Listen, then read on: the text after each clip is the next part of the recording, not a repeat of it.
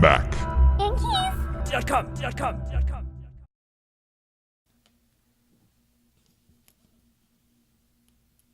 This is an example of the majority of what the keys are on there, like this size right here. And what you have underneath is this plastic scissor hinge that's attached to the key underneath. So what you're actually doing is you're separating this hinge from that key when you actually slide the tool underneath. So let me see if I can give you a side view of this.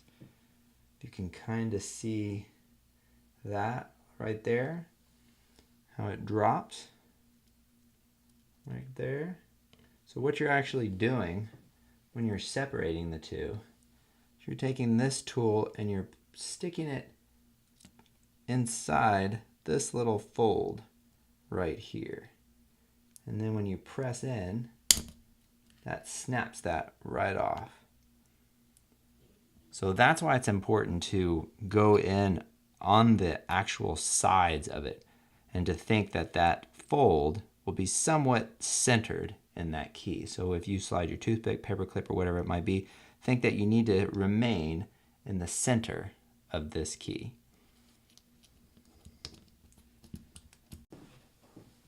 Okay, we're going to remove the Z key. You're going to take your tool, whether it be a spudger, toothpick, paper clip, or whatever you're using. You're going to slide it just underneath the bottom edge. I'm just going to pry it open just a little bit. Just want to peek underneath there. Then you're going to take your second tool and you're going to put it just on our right side here. Now you can remove the first tool. What we're doing is we're taking this tool and we're going to slide it to the left. And what that's going to do is separate the key from the plastic bracket underneath.